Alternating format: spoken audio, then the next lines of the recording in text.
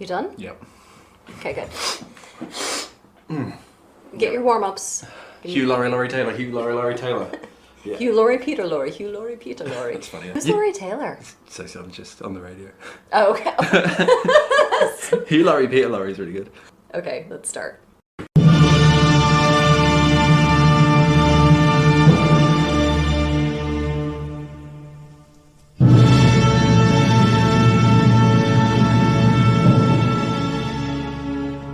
Welcome to Save Me From My Shelf, a literature podcast where we take classic tomes off their pedestal to make you less anxious about reading them. Our jokes come from a place of love and for a specific teaching purpose. However, if you think that making fun of great literature, and maybe some mild swearing, is offensive, this might not be the podcast for you. Hello, you are listening to Save Me From My Shelf, a literature podcast. I am Dr. Abigail Boucher, and Bangers and Mash sitting across from me is Daniel. No credentials. Sorry, I'm in a kind of weird headspace because this is coming out on Thanksgiving.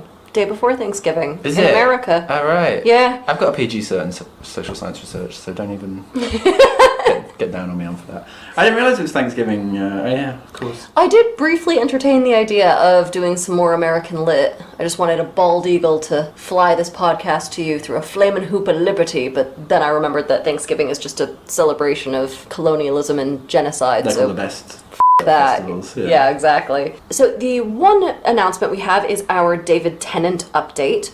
So for those of you who don't know, I proposed at the end of our Crucible episode that David Tennant and I, cast as John Proctor and Abigail Williams respectively, should do a sort of film adaptation, a sort of saucy, very grown-up film adaptation of The Crucible. David, I've decided to get cracking on the script, so when your latest project wraps, we can hit the ground running. I sent the script over to your PA. Haven't heard anything back from you yet, so I'm a little concerned that you haven't gotten it. Or maybe the issue is the script is a little racier than I had initially proposed. Maybe you just need some time to mull it over and adjust to the new direction. But Limber up. Daniel, what I want to do is deconstruct the idea of an adult film. I would like to do something that gets a standing ovation at Cannes. It's important to me that this is classy and a bit of a thinker. I want people to watch this and then an hour later go, why two pizza delivery guys? So, David, hopefully that will assuage any anxieties you might have. I look forward to hearing from you. Disturbing stuff. So, Daniel, what is our text today? First, thanks, by the way. Thanks for not saying anything. But I feel like it should come up, right? You know, the elephant in the room, that I've got two gushing wounds in the middle of my head where my eyes used to be. Well, it's rude to point out. Yeah, exactly. Yeah, it's pretty hideous to look yeah, at, to be honest. Well, I wouldn't know, but yeah, I've done a few things that I'm not proud of. Are you well? You're not looking very well. Do you want to reschedule this, or...?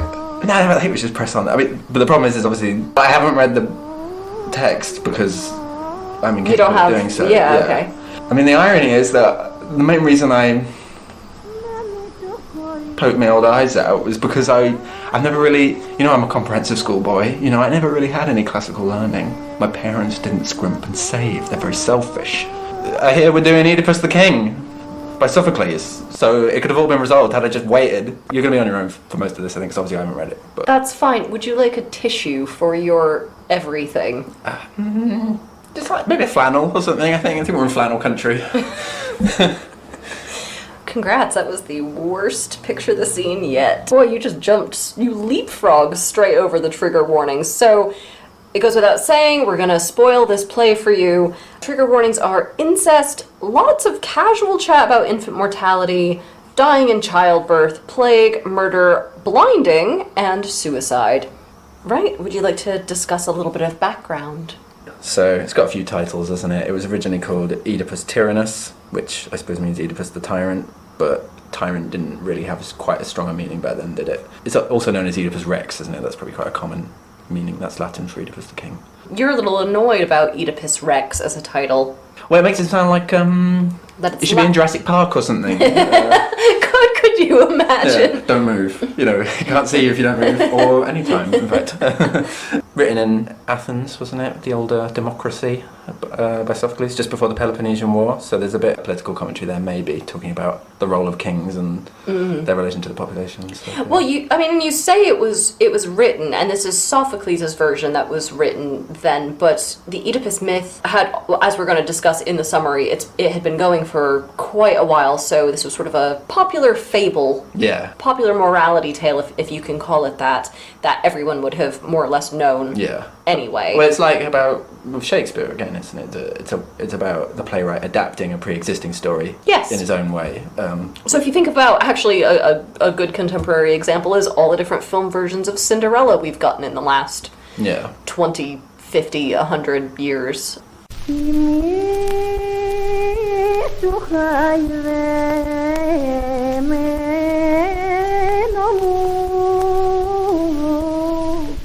We open in Greece on the royal house of Thebes, and the problem, as I was just saying, is that the audience would already know the background of this story from oral tradition, so they don't actually tell you, if you're watching the play itself, the important context, except, we get it in the stage directions. So here is what happened, basically, that you don't get told in the play properly. Back in the day, one of the gods sent a sphinx to guard the entrance to Thebes, and it asked all newcomers to the city a riddle. And if they can't answer it, the sphinx eats them. What is a sphinx? It's got a woman's head and a lion's body. And the wings of an eagle. And, have you seen that Angra painting? Go on. It's got a woman's chest as well. Oh, of course you'd know that bit. It's a very funny painting. The Sphinx is a bit like, my riddle's up here. Do you think a sphinx counts as an example of charismatic megafauna? I suppose it's pretty big, isn't it? I don't know how charismatic it was. It was a bit more gnomic than charismatic. Gnomic megafauna. Am I an example of charismatic megafauna? Are you charismatic? Ouch. Oh, right in the feelings. Oedipus is charismatic. Okay, well, go be his best friend then. So this is all happening, and on top of that, Thebes' king has just died, leaving a fairly young and hot widow named Jocasta. But there's nobody there anymore, no king, to protect the city against this weird f***ing word puzzle cat. I don't know if you knew this, Daniel, but this is actually where the SATs originated. Oh, really? Well, it says it here on my paper, so it must be true. Yeah, we don't have those in England. Weird f***ing word puzzle cat is to charismatic megafauna as Abby is to blank. Yeah, that is hard. I'm not going to go into those good ones in America, am I? They're like tyrannized by the Sphinx, aren't they? The people of Thebes. Yeah. So it completely shuts them off and isolates them as a city. And the locals say that anyone who can answer the riddle of the Sphinx and thereby free the city from this curse of the gods can marry the queen and become the new king. And those two conditions do not need to be linked. That is a weird package deal. Do you come with the car? You. So our main man, Oedipus here, who's probably a teenager at this point, visits the city, and he gets swept up in this whole Sphinx thing. He is able to answer the riddle, which is, what walks on 4 legs in the morning, 2 in the afternoon, and 3 at night? Do you know the answer, or do I get to shred you with my talons? I'm trying to think of something witty to say I can't, but I know what the answer is. Damn it, Abby, don't ask me this. I can't riff on it. It's a person, isn't it? Because, like, babies crawl and then... You walk on 2 legs. And then you have a stick. Then you have a cane, yeah. It's a stupid riddle. The whole day thing I don't like, really. That kind of confuses it, doesn't it? I would just be like, but then at the beginning of its life would make it too obvious. But anyway, it doesn't matter. Yeah, so... I'd say what starts on 4 legs? That's what I would say. I wouldn't do the whole day metaphor. Well, you can take it up with the Sphinx Union and ask them to get their people in order. You could win, but you could win the strike against them if you know their riddle, right? That's the problem. That's the problem with Sphinxes, isn't it? So Oedipus is able to answer the Sphinx correctly. The Sphinx kills herself in defeat, which seems a little extreme to me. You could just say, yeah, that's right, I'm gonna bounce. So Oedipus marries the queen, becomes the new king, they have a couple of cute sproglets together, and he rules well for several years. Everything's alright! Or is it? This is all backstory that we do not get, and now we open the play properly. Are you ready for this play, Daniel? I've never been more ready for anything in my life. Are you sure? Because you seem sort of psychologically frail, and I'm worried this is going to awaken something new in you sexually. Sexually. I'm game. We'll see what happens. Thebes. The Big Olive, as they say in the Disney film. Just one city, a million troubles. Thebes is a town with problems. Everybody is prostrating themselves and making offerings to Athena. And the high priest is there and he tells Oedipus that the red waves of death are rocking the city-state. A blight on the fresh crops and the rich pastures. Cattle sicken and die, and the women die in labour. Children are stillborn, and the plague, the fiery god of fever, hurls down on the city, his lightning slashing through us. But, just to carry on, Black Death luxuriates in the raw, wailing miseries of Thebes. The town has got a plague problem. Great, what's the good news? Also, thanks for the recap purely for the audience's benefit, like Oedipus doesn't know what's going on. This is one of the reasons why I don't like the play, because it's just endless recaps. This is all sizzle, no steak. I disagree, I really like all of this bit and the description of the plague and everything, and everybody prostrating themselves. The priest is like, you saved us from the Sphinx. Why don't you do it again? What have you done for me lately? In that kind of classic you solved one problem 15 years ago, and now all of a sudden you're the default guy forever. Well, I mean, that is how being tyrant kind of works, isn't it, unfortunately? I was just thinking the priest was like, I loved Oedipus's early work. So Oedipus is like, don't worry, I've already sent my own brother-in-law, Creon, to Delphi, the kind of centre of the Greek religion, to ask the oracle what we ought to do. I got a guy. He's on it. Yeah, don't worry. Don't worry. Way ahead of you. And luck would have it, Creon arrives back in Thebes just at that moment. So Oedipus asks for the plan, and Creon is like, hi, can I talk to you over there quietly for a minute, away from all these people? And Oedipus, in a classic bullshit move, I hate this in any film or book it's in, goes, no, tell us all in front of everyone. Anything you can tell me, you can tell my Thebans. This idiot should not be in charge of anything. I'm going to say this in an incredibly Whoopi Goldberg in Ghost voice, but Thebes, you in danger, girl. Creon says that Apollo's message is, quote, drive the corruption from the land, don't harbor it any longer, past all cure, banish the man or pay back blood with blood. Murder sets the plague storm on the city. In short, somebody's been murdered, the murderer is still in the city, get rid of the murderer and the curse will be lifted.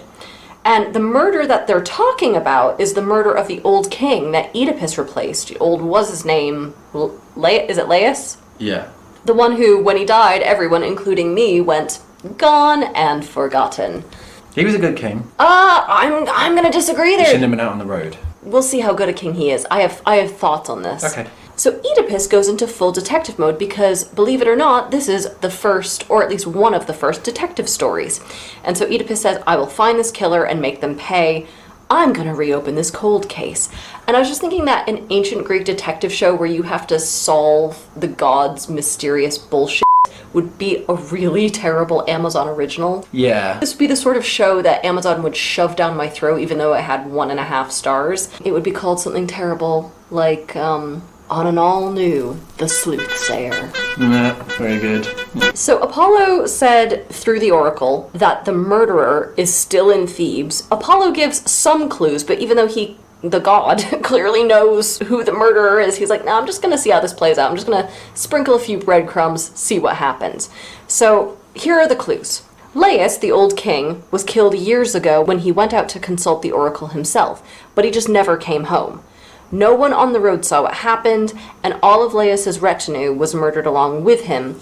Only one of his men escaped, and he sort of fled from Thebes in trauma. He's sort of retired in the countryside. And Oedipus, who apparently has never heard how this previous king died. Curious much, Oedipus? Yeah, in your interview you'd be like, what happened to my predecessor? Yeah, why is this role available? Yeah. He just is there going, the f*** you say? Why didn't you track them down, you hopeless rubes? And he really goes off on all the locals.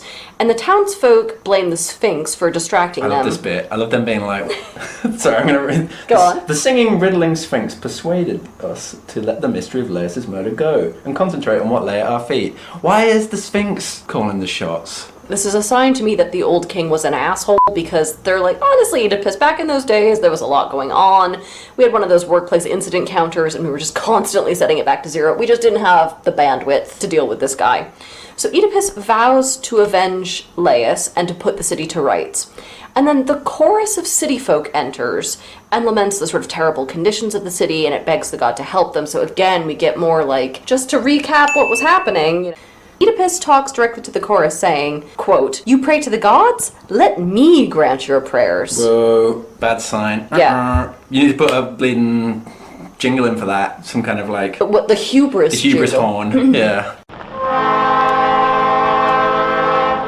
He's like, I got a Twitter blue check. I'm the guy you come to. Yeah. Enough said.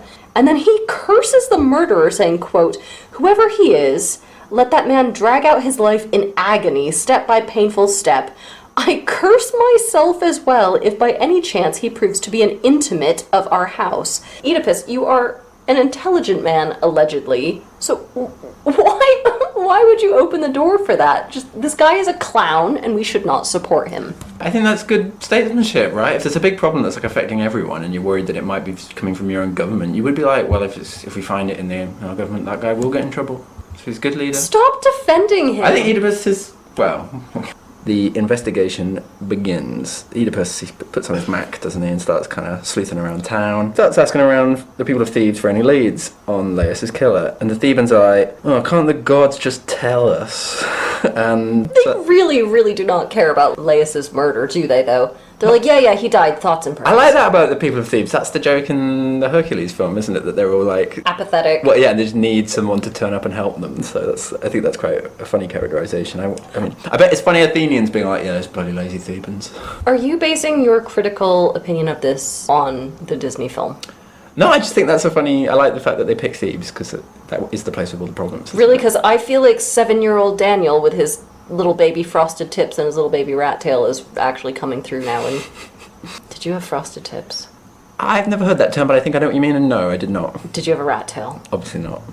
Next, Oedipus brings on Tiresias, a blind prophet, who might know who done it. Lucky for Oedipus, there is a guy that actually has sort of, magical powers and can, that helps investigations, doesn't it? If you have somebody that's kind of... That helps a cold case. Yeah. Tiresias turns up and says, "How terrible to see the truth, when the truth is only pain to him who sees. Just send me home. You bear your burdens, I'll bear mine. It's better that way. Please believe me." So he's kind of implying that he knows what's going on, but he doesn't want to tell Oedipus. But, I mean, what's Oedipus going to do here, even if he's like, you don't want to know, honestly, you don't want to know? It's like, okay, well, great, I still have a dying city. Yeah, sorry, it's a question of policy, really. So Oedipus says that. You're putting Thebes at risk. I'm going to press you. Make sure they get a first pressing. Yeah, olive oil, very good. Yeah. Yeah, did you hear my joke, Daniel? Yeah. Did you hear it? Did you get it? Because they're Greek. Pressing. Giles Corey plus grease equals olive oil. Did you like it? Yeah, I did like it. Did you hear it? Okay, yeah. I just wanted to really make sure that I feel like you're pressing me now. That's a good one. Oedipus continues. Or maybe you were in on Laius' death. Maybe you're trying to muddy the waters a bit. And Tiresias is like, I don't think so. You are the curse, the corruption on the land. Oedipus is unhappy with that and calls Tiresias the scum of the earth. Yeah, Oedipus is like, motherfucker, and Tiresias is like, not yet. Just wait. So, Oedipus is like, infamy, they've all got it in for me. Everybody's out to get me. He's like, Tiresias, you're crap because you're blind. He has a go at him. Yeah. He says foreshadowingly. Yeah, and Tiresias is like, you with your precious eyes, you're blind to the corruption of your life, to the house you live in, those you live with. Who are your parents? Do you know? All unknowing, you are the scourge of your own flesh and blood. Soon you'll learn the truth about your marriage, the wedding march that sang you into your halls, the lusty voyage home to the fatal harbour. Gross. Oedipus is like, yeah, don't worry about it. That's all just a bunch of riddly bollocks. And Tiresias is like, but you're good at riddles, right? And so it's kind of... Tiresias is really laying into him. Yeah, he's a mic drop. Tiresias out. That's such a dick way to end. And Oedipus is like, you better get the f*** out of my palace before I beat you with whatever the ancient Greek equivalent of batteries is. Yeah, what did they have instead of batteries? Magnets? Lamps? Yeah, olive oil again. It's all olive oil, isn't it? The whole f***ing economy is based on olive oil. Tiresias leaves the Thebans with a final riddle. No, I'm sick of this! The man you've sought so long proclaiming, cursing up and down, the murderer of Laius, he's here. A stranger, you may think, who lives among you. He soon will be revealed a native Theban, but he will take no joy in the revelation. Blind who now has eyes, beggar who now is rich. He will grope his way toward a foreign soil, a stick tapping before him step by step. Revealed at last, brother and father, both to the children he embraces. Ugh. To his mother, son, and husband both. He sowed the loins his father sowed. He spilled his father's blood. And the Thebans are like, that's a tricky one. They can't work it out. So then Oedipus, who is starting to get a little roid ragey, throws Creon, his brother-in-law, under the bus, saying, "Is this all Creon's doing? This fucking prankster." So Oedipus goes from 0 to 60 so fast, you gotta know that there's gotta be some historical tension between these two guys. The Greek chorus comes in, and they tell us what to think about this whole situation. They recap it Thank you. and tell us what to think. I love a Greek chorus. They are such a gossipy literary device. They just come in, they rehash what we've just seen, but add in a little extra like bitchiness and comment on people's drama, and then they piss off until there's more stuff to talk about. I'm one of those people in the cinema who goes like, "Oh, what's going on now?"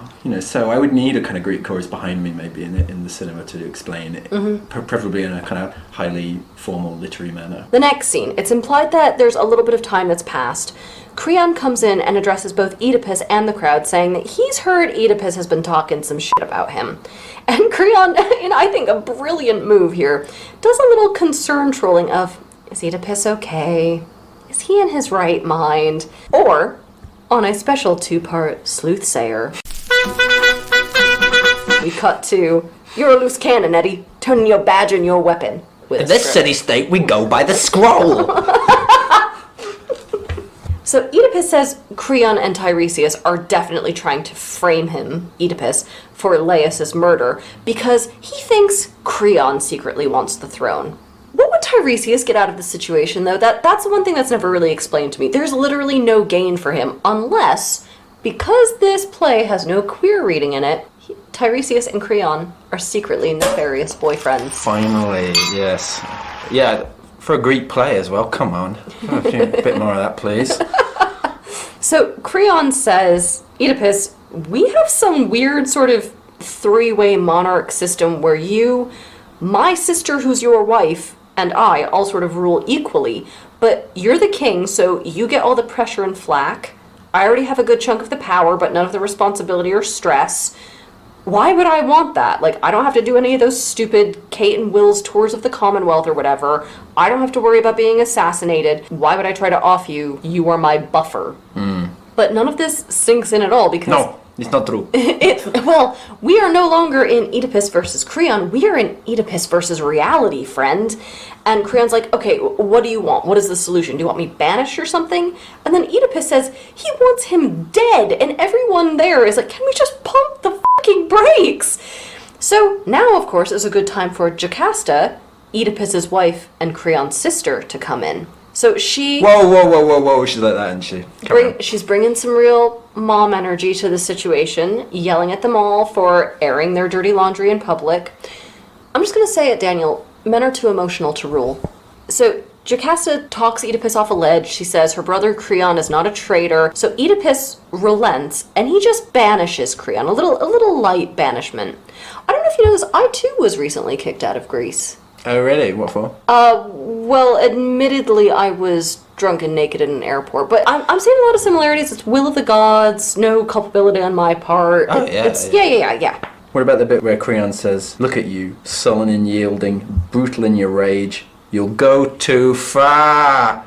It's perfect justice. Natures like yours are hardest on themselves." There's a little foreshadowing. Some more of it, please. Did you turn Bostonian for a minute? I think it was more kind of northern. You go too far, Oedipus.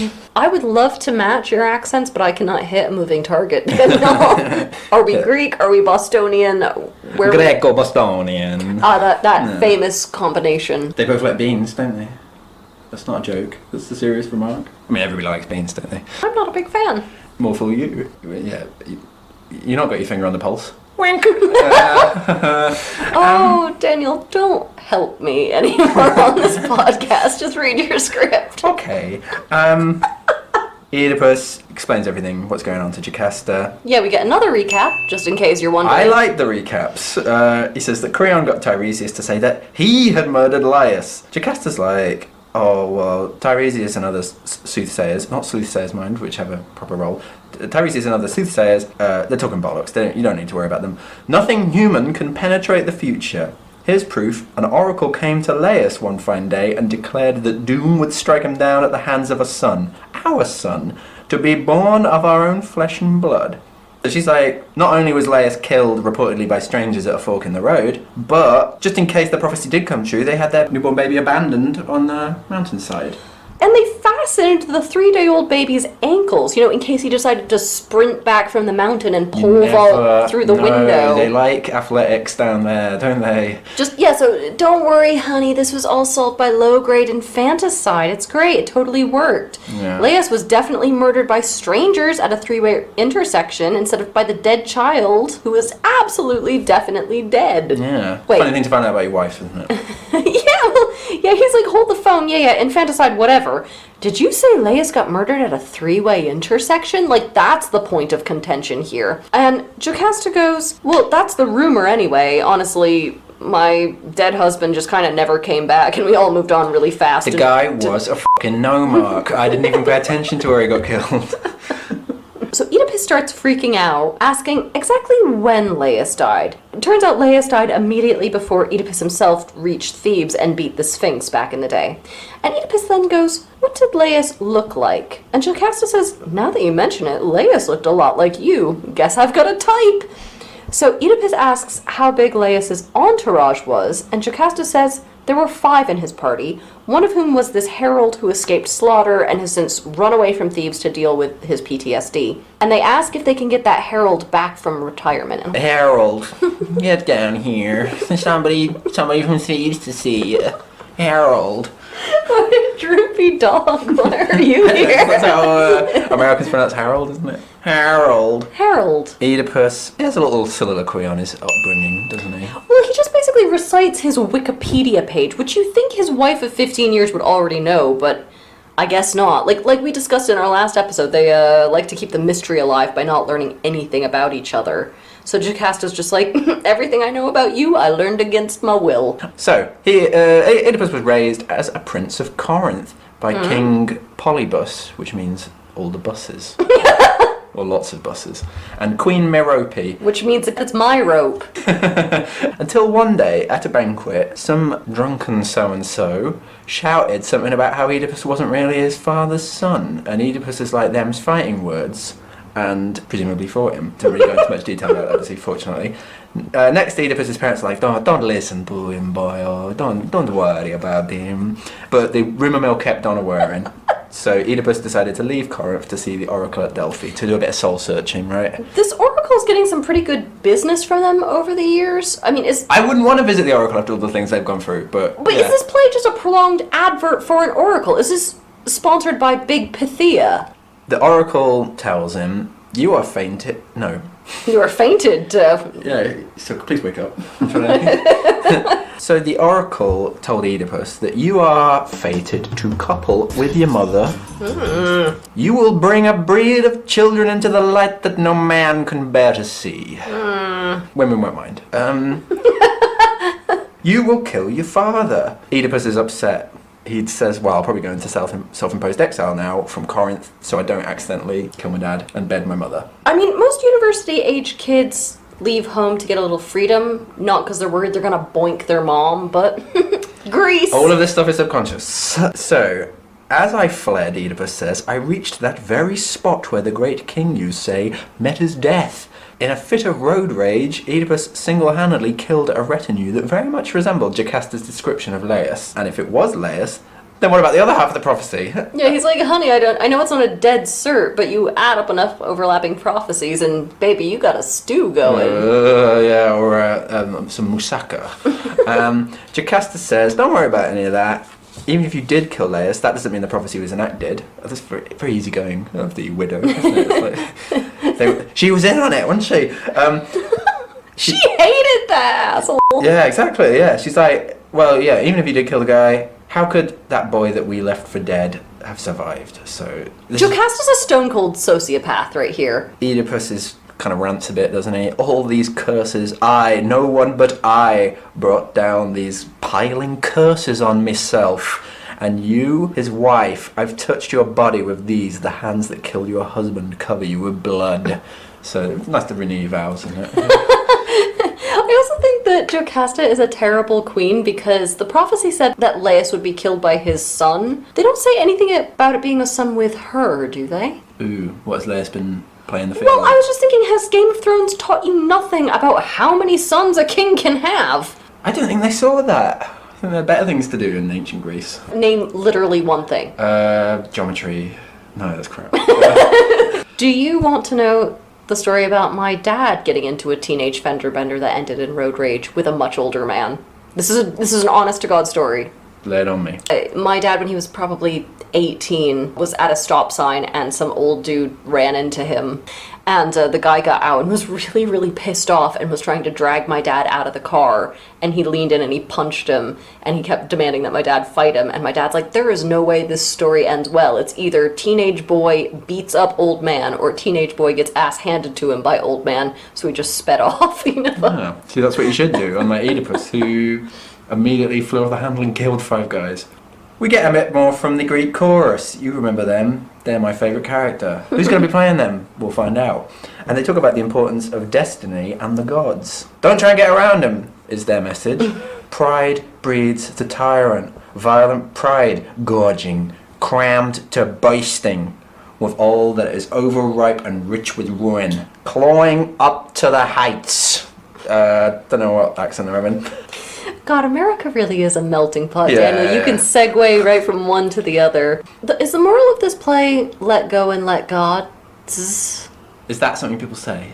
It's an Alcoholics Anonymous thing. Oh, see, I wouldn't know. Yeah, cheers. Yeah. Then a messenger turns up. And says, Oedipus's Corinth king daddy has died and made Oedipus also now the king of Corinth. And I just think, please stop. One city full of bullshit and one dead father is more than ample for us to be dealing with. So Oedipus, despite the suspicion that he was adopted by his Corinth parents, and despite his worry that Laius was really his father and his now wife is really his mother, is like, oh hooray, Daddy died. At least that's one prophecy that didn't come true. They said I would go murder my dad, but Corinth daddy died of old age and sickness or something. Should I go back to the funeral? Wait, what if I go to the funeral and accidentally bang my mom? Yeah, that pretty classic heavy-going question. wake. Yeah. I mean, I threw too many oozos at the old wake and you'll never guess where I found myself. So Jocasta says, quote, have no fear. Many a man before you in his dreams has shared his mother's bed. Take such things for shadow, nothing at all. It's pretty easy going, isn't she? Daniel, I gotta go. I don't want to be a party to this anymore. I'm starting to feel complicit. So, do you have the rest of this episode? I got my braille sheet. And then, Daniel, the messenger who's just sort of awkwardly listening to this conversation. I'm still here. Goes, hey, I don't know if this is really my place to butt in, but Oedipus, you could totally sleep with your Corinth daddy's widow, also known as your mom, at the funeral if you want, because she's not really your mom. Oedipus says, f***ing quoi? And then the messenger explains that years ago, he actually found Oedipus on a mountain as an infant with his legs bound, and he gave the baby to the childless royal couple in Corinth. And Oedipus goes, oh yeah, I have always had these weird scars on my ankles. You would have thought that would have twigged something when Jocasta said they bound her baby's ankles, but nope, I'm just a big sad himbo. Whenever he gets near Jocasta, the scars hurt, don't they? Because he's like Harry Potter. The fact that she mentions binding the baby's ankles, and that didn't twig anything. How sure are we that Oedipus is Thebes' best and brightest? In the land of the footless, the guy with the f***ed up ankles is king. However stupid Oedipus might be, the people of Thebes are, you can't even imagine how stupid those guys are. And she kind of freaks out and runs off and says, aye, man of agony, that is the only name I have for you, that no other, ever. It's a little pet name. Honestly, I want this story to be darker. I think I could go there. I want infanticide, I want incest, and I want Oedipus to have a drinking problem. Well, I feel like he probably will after this. But Oedipus doesn't really peg, does he, what's going on? And he says, well, I count myself the son of chance, and I'm happy if I'm the son of slaves, you know? I don't even care what I find out. Jocasta's figured out what's going on. Oedipus still isn't quite managing to put 2 and 2 together, or maybe he's lying to himself. I don't know. The old servant, the herald who ran off when Laius was killed, the only man to escape, he finally shows up. He shows up with the sort of exhausted energy of an ex-con being asked to do one last job. And he basically just confirms the story. He's like, yep, you are Jocasta and Laius's baby. They bound your feet. They stuck you on a mountain. You were given to the king and queen of Corinth. Then a messenger turns up with some more disturbing news. He's a local messenger in-house. And he says, Jocasta is dead. By her own hand, she hanged herself. Get therapy. You know what I would have done if I were Jocasta? Instead of killing myself, I would have taken my husband's son and put him in one of those, like, baby Bjorn snuggies and started healing some of those childhood wounds. Integrate it into their sex life. Get weird with it. Yeah. There's a far cry from your previous remarks about Chaco and his mother. So you're really just going along with it. Just, you know. Well, you called me a hypocrite now, so I feel like I need to go along with it. Yeah, okay, great. Then the messenger's like, well, Oedipus ran in a rage grabbed her brooches and stabbed himself in the eyes with the pins on the brooches. I know he doesn't kill himself here, but we are so close to being able to say he died doing what he loved, undressing his mom. Oh, God. This is so gross. I'm sorry. I'm trying to cut the tension here. I want to read this because I love this bit. I hate this. Look, this is good. This is the kind of messenger you want, isn't it? A real poetical messenger. This is not just the basic facts. Looking straight up into the points, he digs them down the sockets of his eyes, crying, you'll see no more the pain I suffered, all the pain I caused. Too long you looked on the ones you never should have seen, blind to the ones you long to see, to know, blind from this hour on, blind in the darkness, blind. Okay, Daniel, I gotta go. His voice, like a dirge, rising over and over, raising the pins, raking them down his eyes, and at each stroke, blood spurts from the roots. I'm gonna head out. Do you guys validate Park? Splashing his beard, a swirl of it, nerves and clots, black hail of blood, pulsing, gushing down. This guy obviously gets paid by the word, doesn't he? And they once seemed so happy. That suddenly they seem so happy. That is the most banal statement that you say about a casual acquaintance you hear is getting divorced. Yeah. So we enter the final bit on the season finale of Sleuthsayer. Okay, so as this is reported, everyone in the palace is like, well, shit, this escalated quickly. Is this like all in one afternoon or something? Yeah. Yeah, okay. Yeah, pretty much.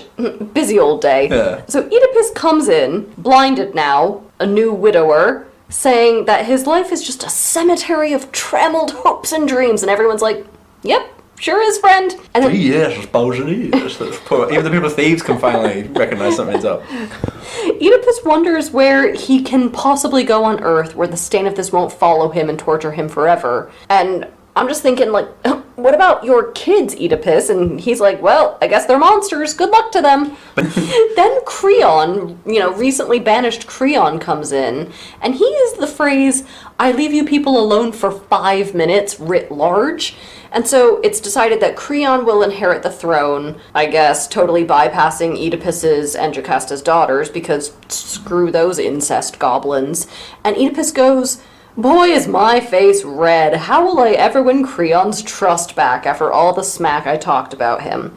So Oedipus begs Creon to drive him from the land to a place where he can, quote, never hear a human voice. And Creon's like, yeah, not a problem. Very happy for you to go off. F***ity bye. And I get that Creon has taken over Thebes. What the fuck is going to happen to Corinth? Who takes over Corinth in this? Corinthian constitutional crisis. So Creon drives Oedipus out of the city, and the chorus says they'll just watch for his death because you can, quote, count no man happy till he dies, free of pain at last. The end. Yeah, great stuff. The moral of the story is there is no moral. This play has no point. They put a single ounce of plot in a refrigerator box and filled the rest of it up with crumpled newspapers and old Walmart receipts. And I love this play, apart from all the parts that made me furious, which were all of them.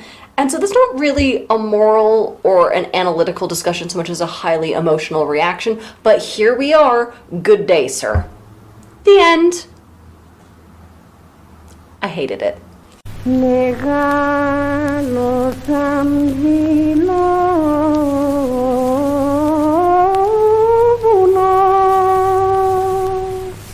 I have two questions actually before we do casting, which aren't really related to anything, but they don't fit into the analysis. Question 1. Do you think all the moms in ancient Greece were just really hot?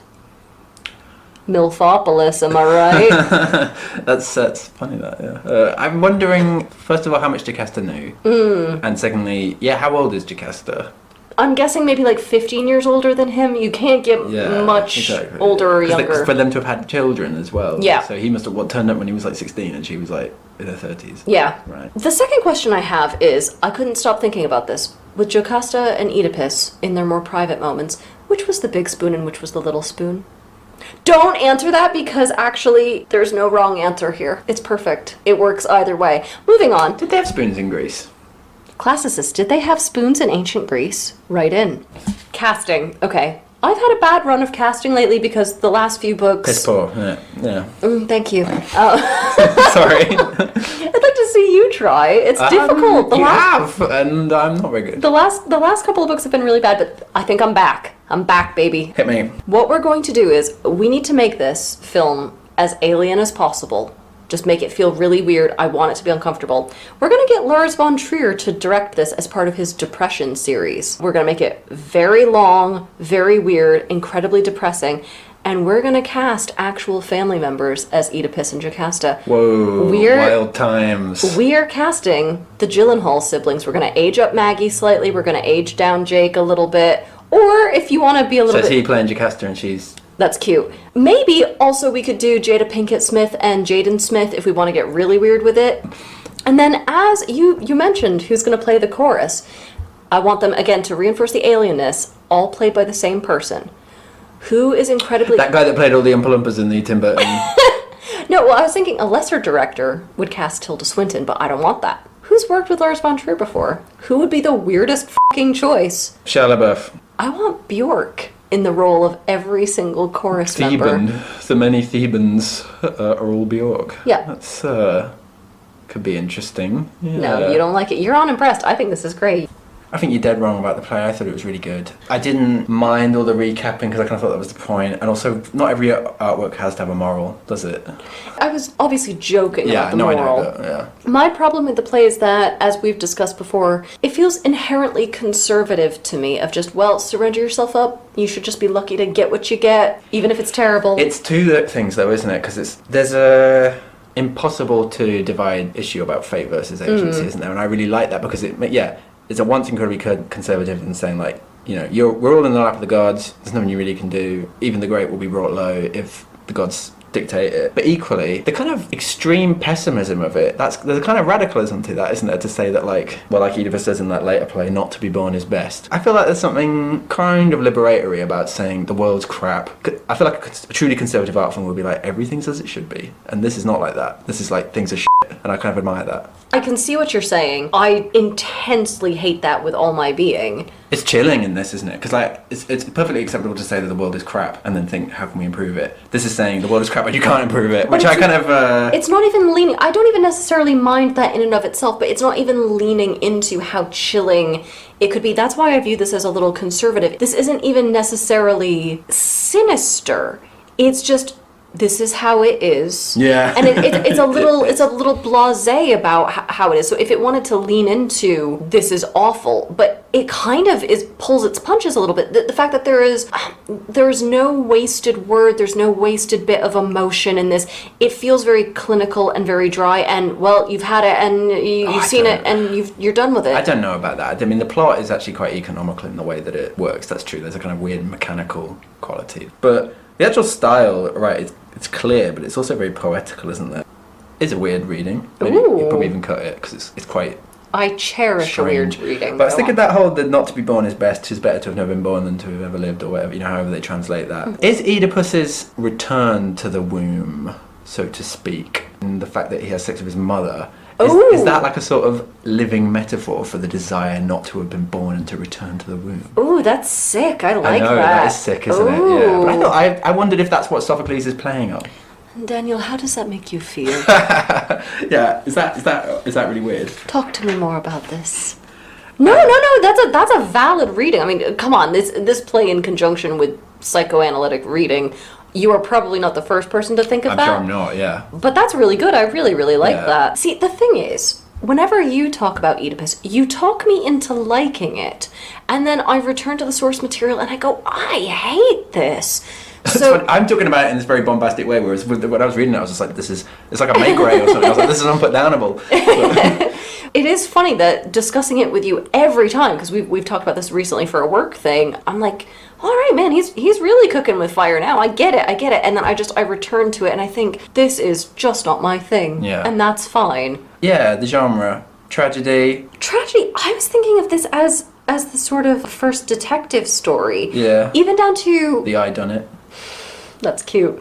It's such a trope of detective fiction that whatever case he gets wrapped up in, it always bounces back somehow on the detective's life. And I was just thinking how resilient detective fiction is, even from this. The whole cracking open the cold case, the unsolvable thing. Oh my God, my wife's mixed That's up the in best it. kind of case, isn't it? Yeah. But also the sort of fallibility of laws, because you get that a lot, the sort of, in a lot of film noir and a lot of crime fiction, the whole sort of, well, this is technically the law, but is it just and is it right? And we have here things like Laius's murder, well, that will not stand. Infanticide, nobody You had to bats do what it. you had to do, didn't you? Yeah, but it's just, it's we can see here, I don't know, I was thinking when I was casting this, instead of a Lars von Trier depression film, I was like, this might make a really interesting noir. I was thinking more in that sort of vein. I mean, But I didn't really properly think about the casting, as you know, but I thought that would be a bit more obvious, yeah. What do you think about the political aspects of it? Do you think there is anything kind of about the nature of kingship, or do you think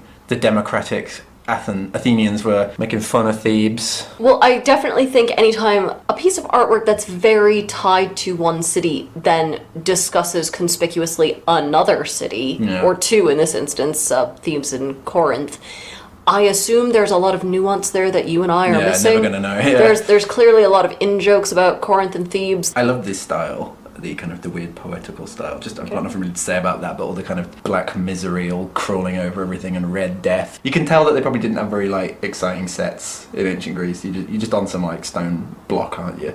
So you need this kind of incredibly versatile and poetical vocabulary to be the audience's eyes. But it would be rubbish to just see Oedipus eyeballing himself, like the actor doing that, however good the special effects were. But having that guy, and then he was digging in and tugging at the roots, and I really love that. It's very kind of, it's very poetical.